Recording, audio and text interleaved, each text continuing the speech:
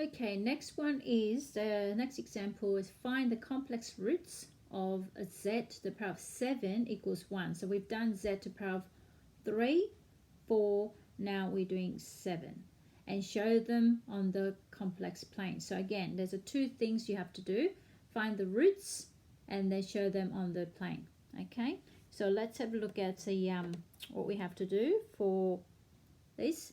I'm going to put these into polar form. So let z equals r brackets cos theta plus I sine theta. And then for theta, remember the argument, it's between that minus pi and pi. In other words, it's like this, yeah? Okay, so I've done that.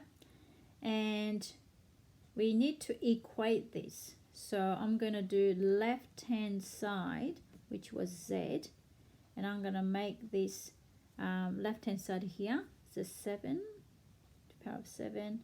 So it will be r7 cos 7 theta plus I sine 7 theta using the de Moivre's theorem.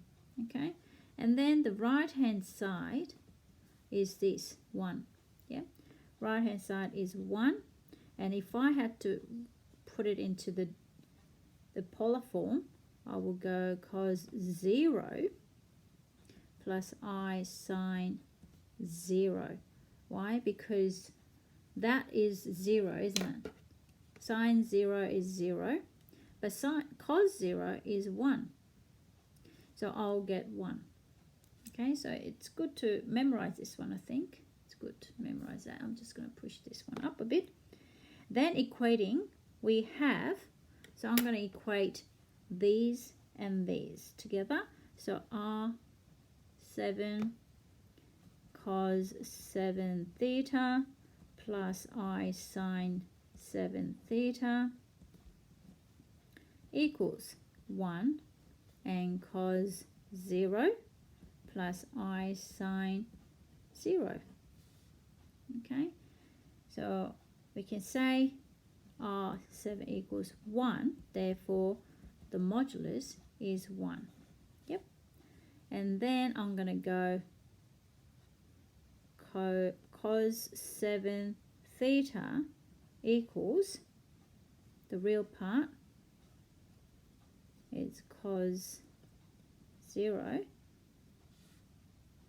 Okay, now what happens here is remember the theta is minus pi to pi, so we got 7 pi here. So what I'm going to do is this. I'm going to cos 7 theta equals 1 to start with, but I'm going to go theta was minus pi and pi, but now it's a 7 theta, so we times by 7. Okay, 7 pi. Okay, so we have a new range for the argument. Okay, so I'm going to continue with from here. So I've got cos 7 theta equals 1, 7 theta equals inverse cos 1. Now, if you look at the graph,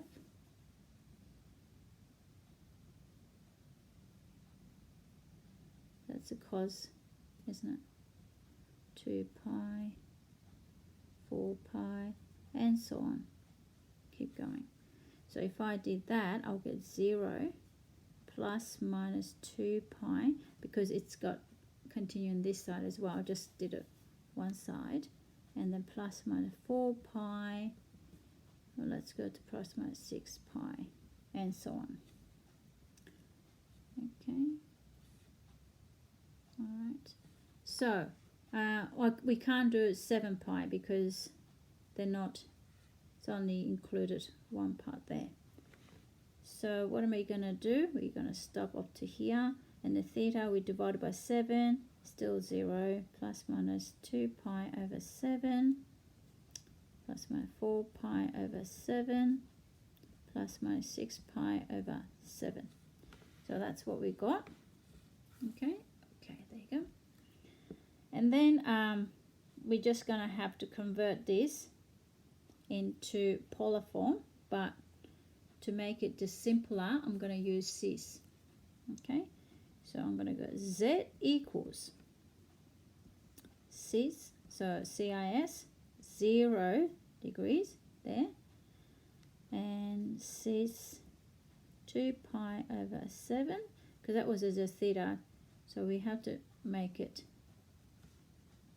find the roots, so I'm just changing it to roots. Okay, so cis 4 pi over 7, cis 6 pi. Now that was a positive one. What about cis minus 6 pi over 7, cis minus 4 pi over 7, cis minus 2 pi over 7. Okay, so we got these. Now, cis 0 is going to be 1. Yeah, we had a look at it previously. It's 1.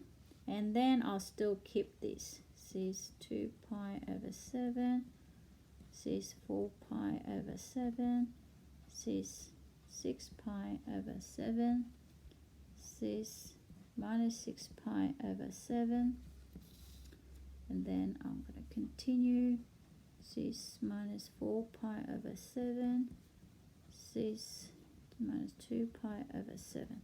Okay, so that's actually what the roots are for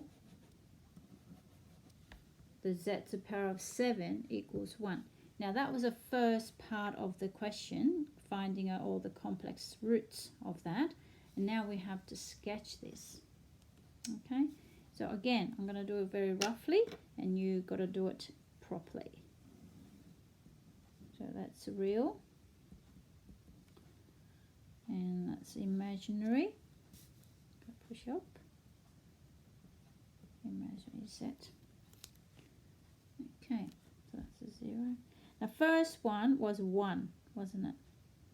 Z equals 1, so that's just real.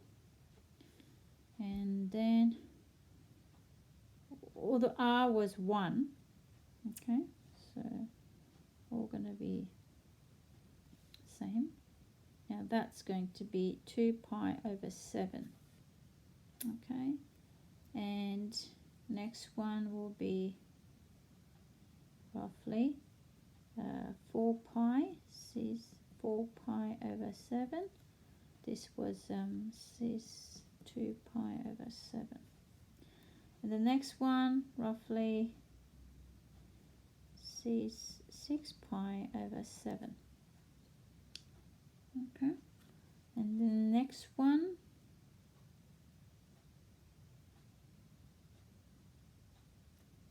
cis minus 6 pi over 7.